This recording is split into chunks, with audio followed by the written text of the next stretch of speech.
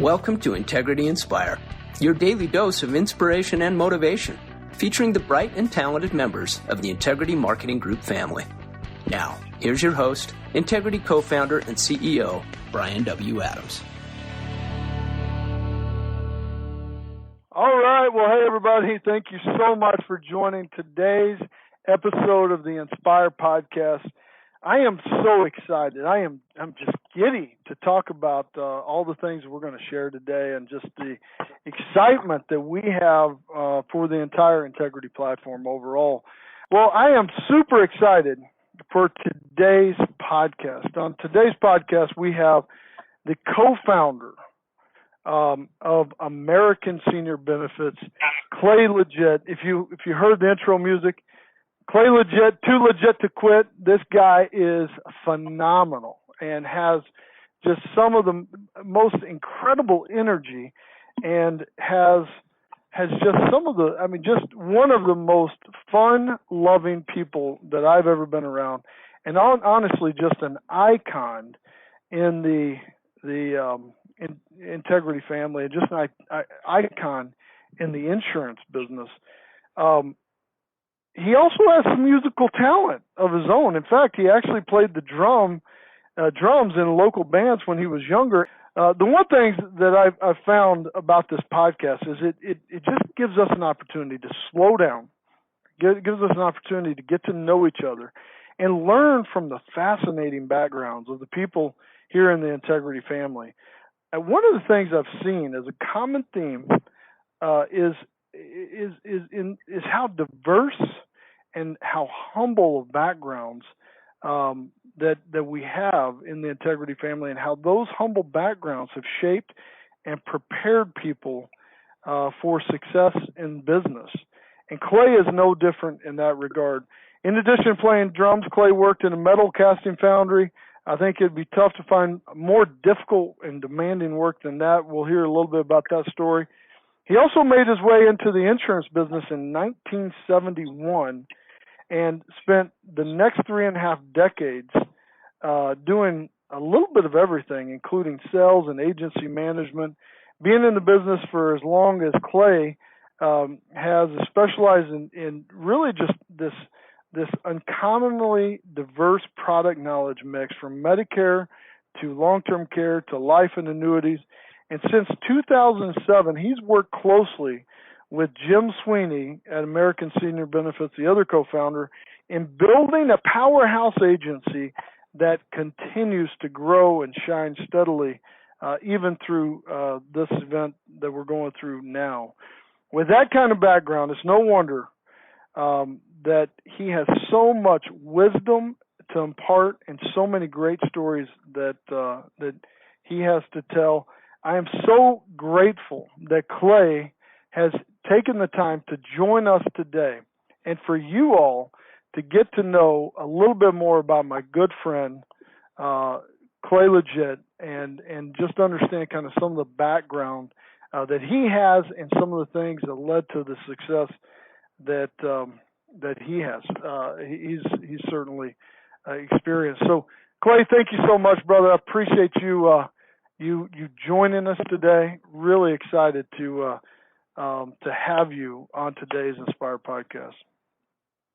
Well, I sure appreciate the chance to visit with my Integrity family, et cetera. It's certainly a pleasure. First thing I'd like to do is apologize to my partner, Jim Sweeney. I did not talk to him about breaking into song. In fact, I'm sure that he's just laying on the floor embarrassed somewhere. And Jim, I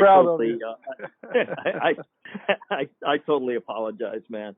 But it's such a great country and such a great group of people. Why the heck not? That's the way I'm looking at it. So I love it. Anyway, I totally appreciate the introduction. Obviously, a humbling thing. When I thought about being asked to be part of the Inspire podcast, I thought, man, that's going to be so nerve-wracking. And frankly, that little song was nerve-wracking. I can't even stop shaking. But the point is, I was thinking, man, I'm going to be nervous, talking to people that, maybe don't know anything about my background, nor I theirs, et cetera. But then I thought about the people that have been on the podcast. I thought about A.C. Chapman, and I thought about Jim Sweeney, and I thought about Sean Mike, and I thought about Mike White, Mike Wingate, the ladies that have been on the call, just phenomenal, right? So the bar is so high that it's basically unattainable, which puts me at ease. So thank you to those that have spoken on the call before, because I'm not feeling any heat at all, because you folks are just awesome. And I dare anybody to follow AC onto a podium at a meeting, because that's got to be a terrifying experience. That's all I'm saying. Well, we have had a lot of amazing leaders and a lot of amazing people, and I the very first episode of this podcast, you and I talked actually and said we got to get you on here, and we had Jim Sweeney, your partner, and I can assure you, Jim is as proud of you as ever right now. I've learned something from each one of these podcasts, and I hope others have too. I can tell you from Jim's, which was the first one, he encouraged people to set their phone down whenever they had dinner with their family. I have done that every night since then, and it's been amazing. So I can't wait to get started here and just continue to learn from just legends, man. And so, Clay, thanks for joining. Hey, listen, I if I'm doing my math right, and I mean, you're coming up on your 50th year in the insurance business. You got started in 1971 in the insurance business, and you've built an incredibly successful working career. And man, I mean, you are so admired by all of the amazing associates that you guys have. You at American Senior Benefits, you guys have over 100, I think almost 120 offices now. You've got over 2,500 career agents that are as good as anybody in the business, and just continue to grow and shine. You've got some of the best leaders in the business, and I mean, I could go down just a list of Ryan Shockey and Jake Bailey and Tyler Lansing. You got Brian Haggerty.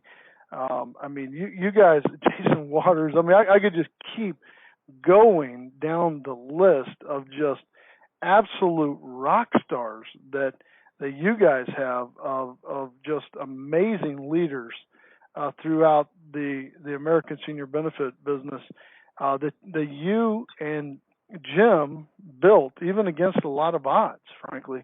But you didn't get started in the insurance business. Tell us a little bit about your background. One of the things I've loved about this podcast is getting to know people before they were this huge success and so well known in the business we've all chosen. Tell us a little bit about how you got started and some about your childhood and your background.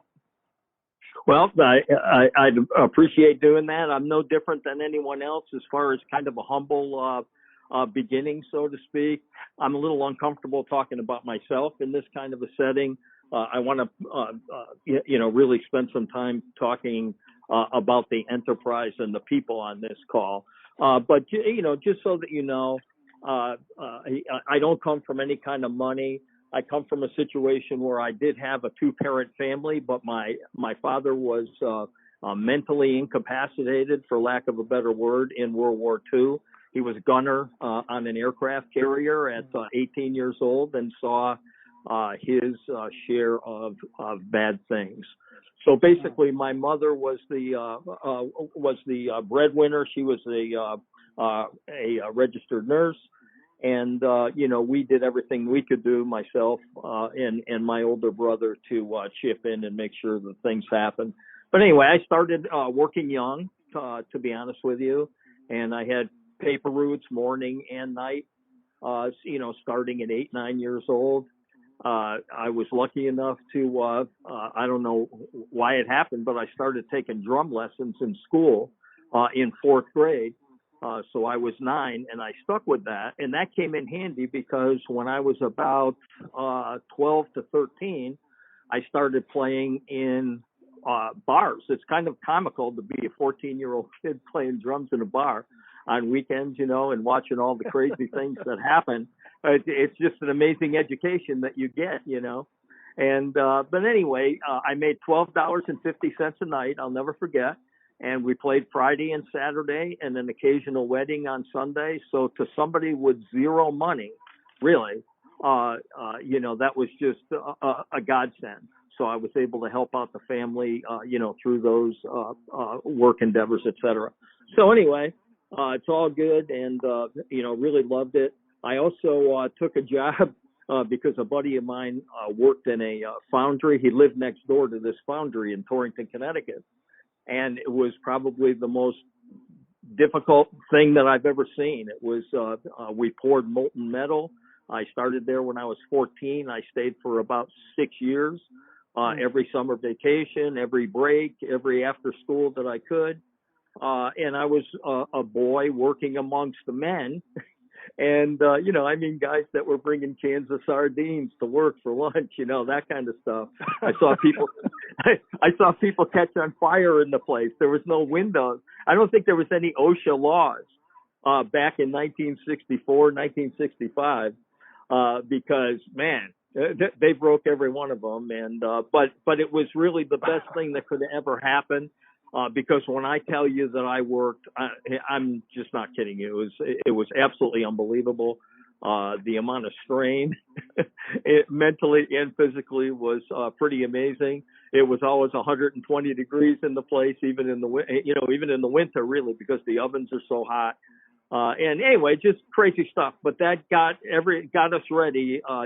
Many people on this call have the exact same story to tell, and I salute you for that. And what that does is it gets us ready to excel later on.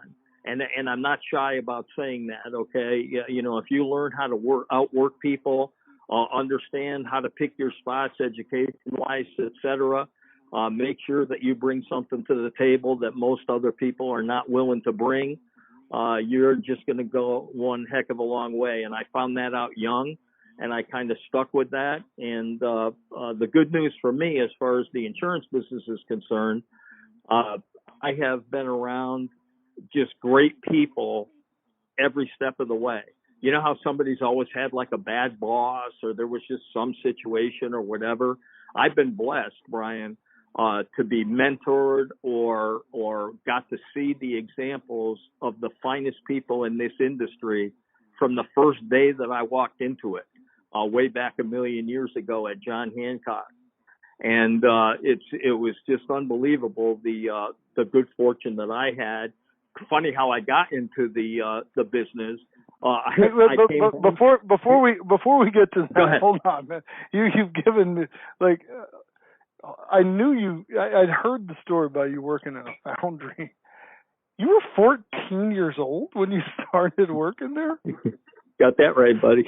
It's terrifying. Dude, that is like a grown man's job. And you were there's people on this call that have 14-year-olds, and I can't imagine any of them sending them into a fire factory to melt level. What were you guys making in this foundry?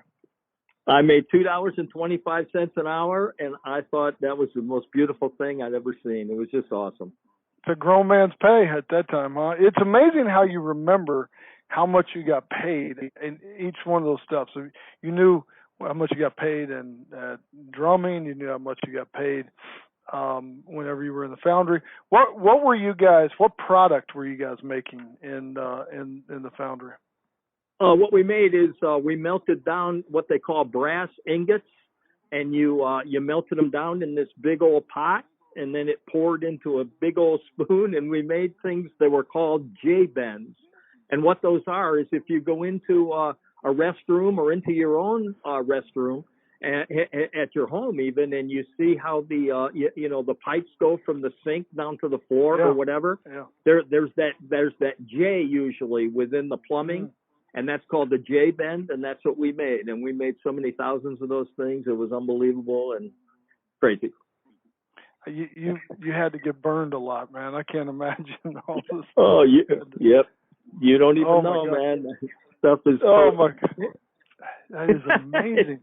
So you were doing this. Were you doing this to help provide for your family? I mean, your dad was not able to help. Yeah. Yeah. Oh my Yeah. gosh. We just all chipped in, and did what we needed to do. You haven't lived until you had your lights turned off about 30 times, or, being heated by coal and finding out that the coal guy was not going to be there until you had the money to buy the coal. And that did drive me. There's no question about that. And like I say, many, many people on this call have the same type of background. I can tell you this, my first office did not have a dirt floor. So, I was one up on at least one of our associates. Yeah, for Alan sure. Towns, Alan Towns' example there.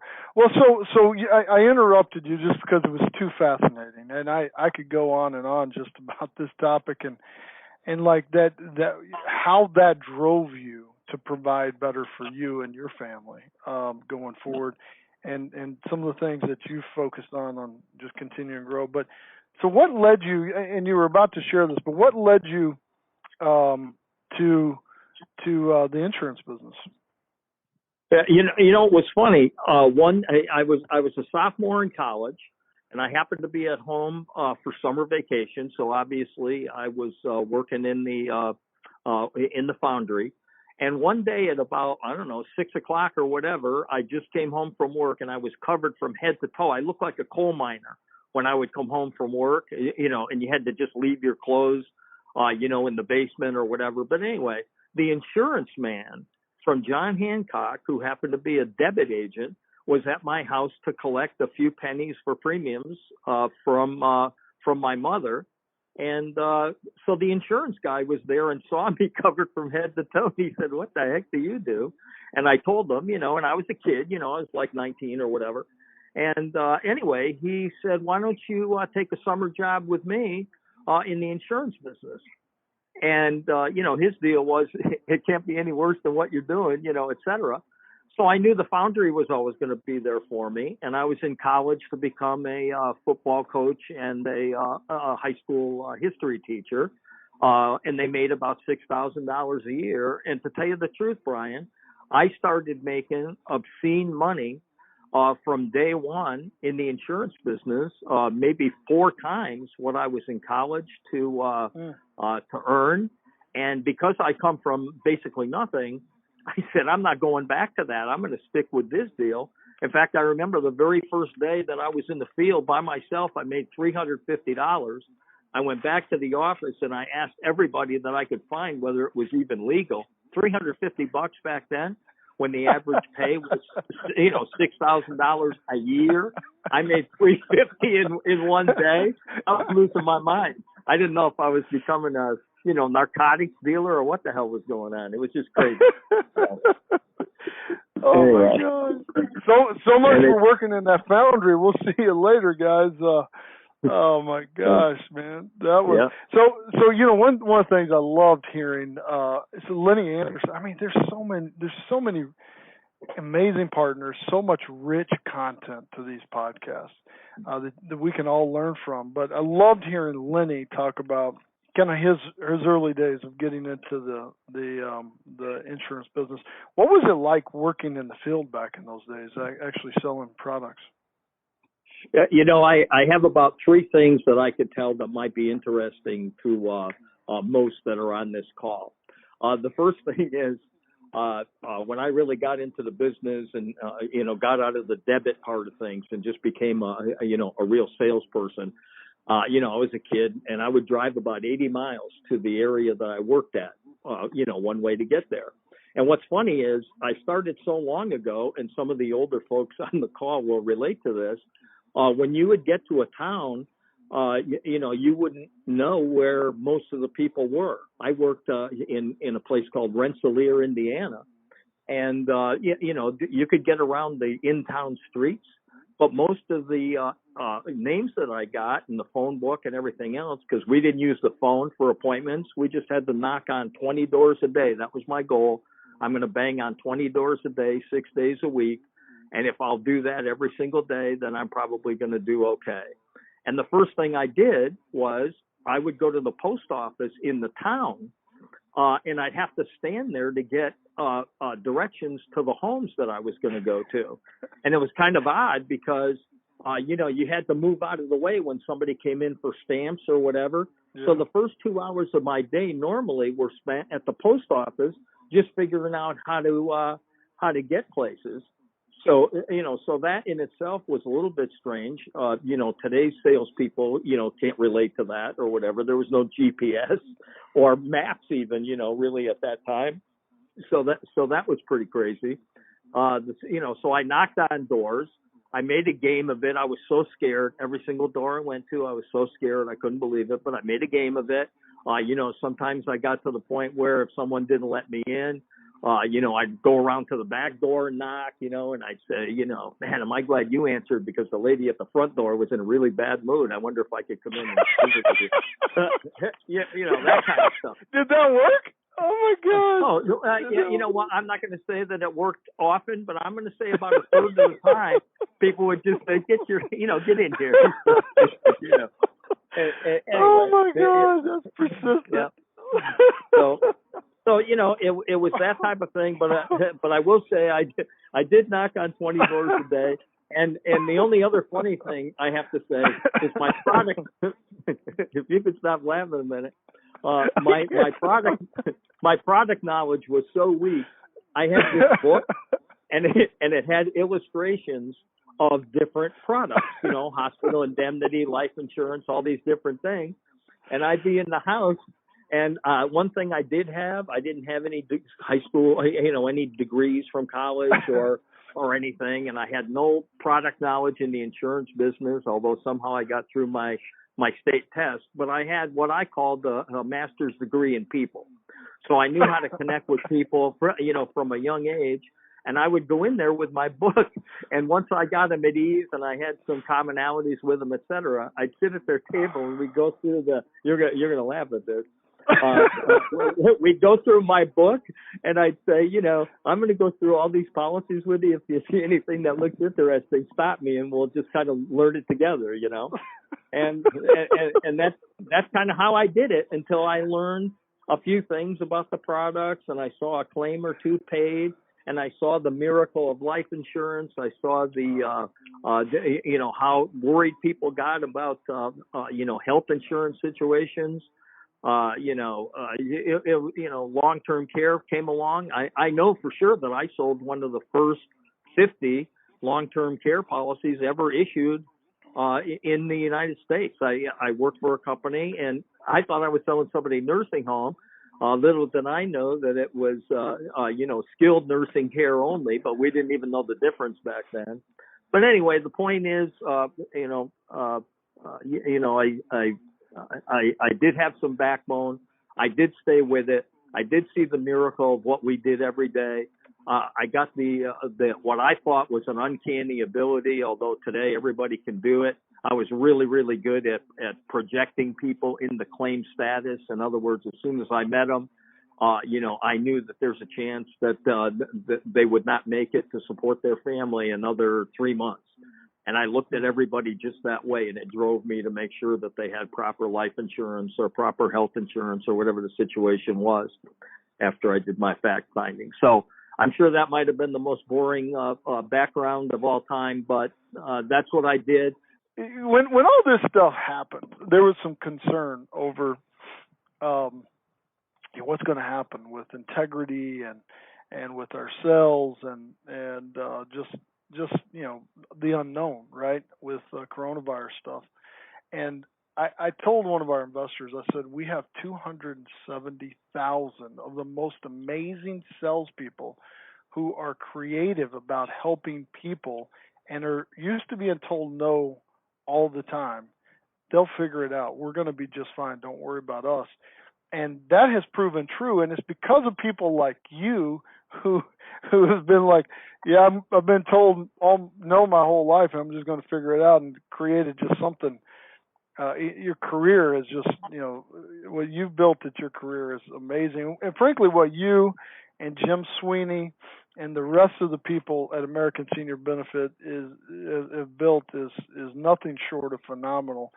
We've just got a few minutes left here in today's podcast, and we should have just booked you for 2 days because I could keep going and listening to these stories. But what would you say has been your key to the long-term success that you've had? Because I mean, you've been at this almost 50 years and continuing to grind. And I've heard, I mean, guys like Frank DeJulio, and I mean, there's a lot of guys that just look up and admire you, Bob Mueller, and I mean, all these different guys who just look at you that they just go, man, I mean, you know, Clay has taught me and given me such an incredible opportunity in business. What would you say is your keys to long-term success?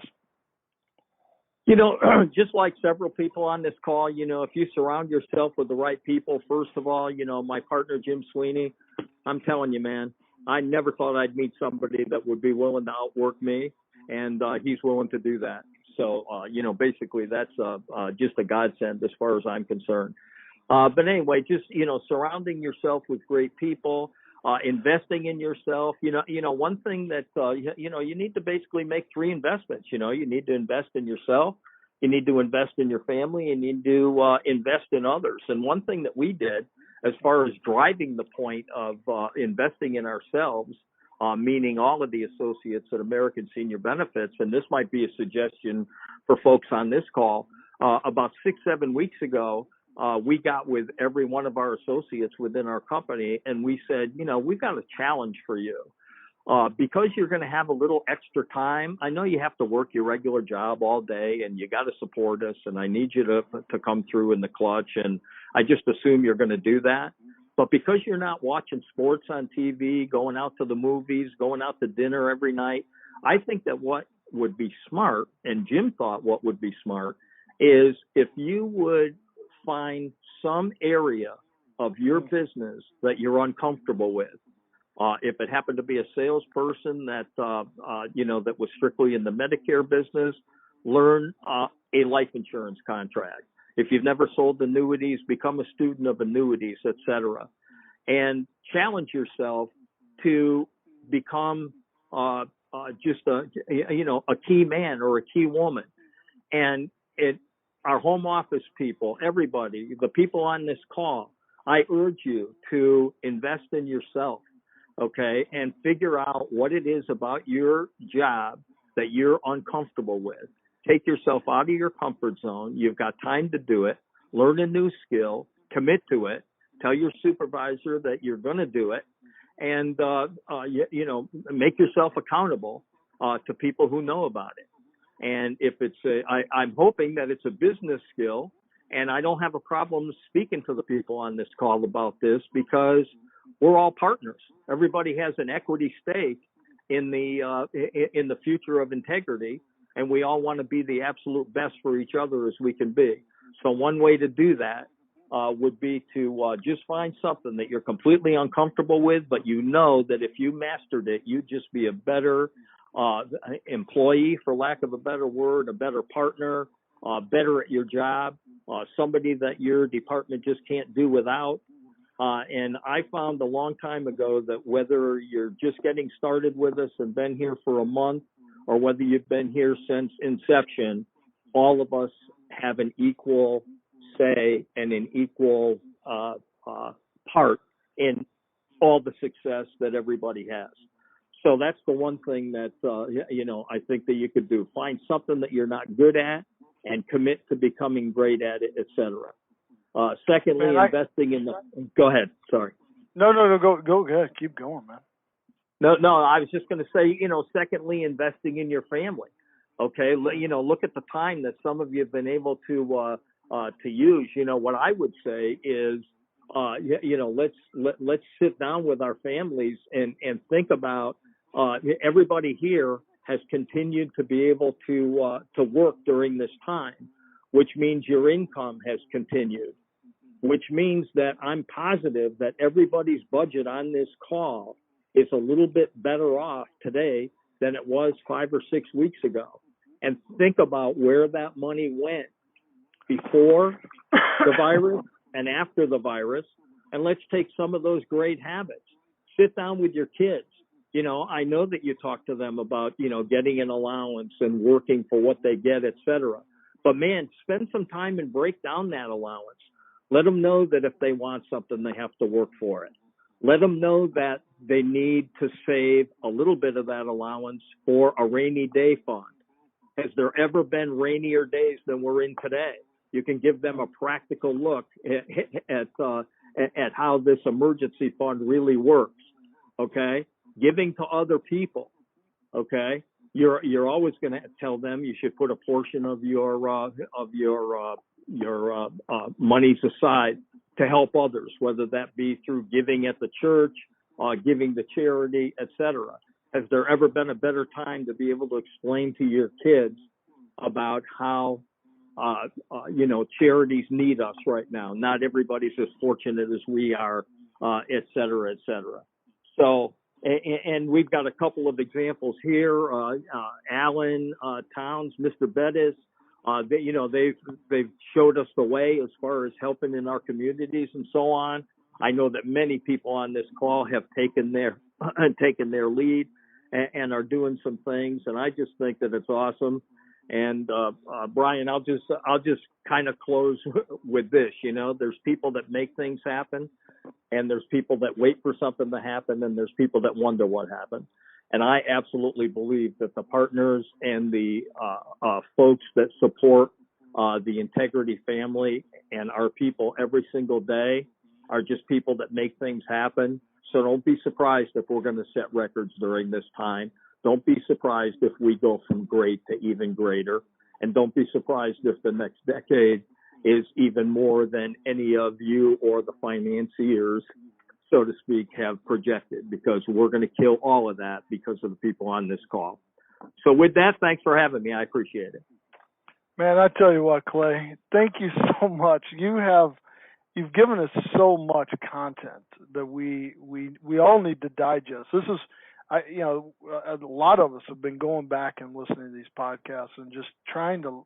I mean, this is literally like sitting at a foot of a master craftsman, right? And being able to be an apprentice and learn from people who've been doing this for a long time. And there's two things I keep seeing and hearing in each one of these podcasts is people are incredibly hardworking, and the key to success has been, if you boil all this down, is just I'm going to outwork the next guy, and that has been true for almost every one of these examples of people who've joined this podcast and are amazing partners. The other piece I've seen of that is humility. And this is a bunch of humble leaders that are incredibly hardworking. And how you even said how you were so humbled when you met Jim Sweeney because he was the only guy who you saw could outwork you. And so that combination of humble and hardworking and really hungry, right, of wanting a better life, man, is just done an amazing thing, I think. I think the 3 points that you brought up about invest in yourself, invest in your family, and invest in others. A few weeks ago, we sent out a video that I'd shot that said, this gift of extra time. We're not having to commute into the office. We're not having to get up and get ready and rush off as much. Your kids don't have different games and sporting events, and so you've got this gift of extra time, and this idea of let's not waste it. My wife and I lead a home group at our church, and we were having a virtual home group meeting with some of the couples in our group on Sunday. And when it came around to kind of prayer requests, my wife's prayer request was, I pray that I don't waste this time that we've been given, because a lot of us can get just self-centered, egocentric, of going, man, I just want this time to be over. Like, I just want to get back to normal life. But man, we have been given this extra time. We've been given this extra budget. I mean, most of us are getting like 3 weeks to the gallon right now. I mean, we're not spending as much money on gas and other things, eating out and entertainment. And so you've got this extra budget, and then just had extra time to invest in others and your family. And some of the examples we've seen have just been really amazing. Clay, thank you, buddy. Thank you for all you've done for this industry and paving the way for so many of us. Thank you for being such an amazing partner and all that you guys do at American Senior Benefits. You guys are just inspiring to me personally, and I know I've been getting blown up by text messages during this call, just of people going, "Oh my gosh, this is the most amazing training." In fact, Sean Mike sent me a deal. He said, "This is the best training on life insurance I've heard in years, and this was officially the best podcast to date." And to bring it full circle, you started out with John Hancock, you were talking about. And Sean reminded me here, we just rolled out a new product that John Hancock built for Family First Life. We just rolled that out as mortgage term protection, return of premium term, simplified issue product that we're incredibly, you never burn bridges in this business, first and foremost, but the opportunity that we bring that all full circle 49 years later is pretty amazing. So Clay, thank you, brother. I appreciate you more than you know, man. Thanks for having me. I appreciate it as well. Hope you all have an amazing day. Clay, again, man, you were too legit to quit. Stephen, we ought to play that just to wrap this up. But that was so much fun, man. My cheeks hurt from laughing, and I was literally crying. So thank you, brother. I love you, man. Thank you for having me. I appreciate it. Thank you. All right, buddy. Have a great day, man. Take care.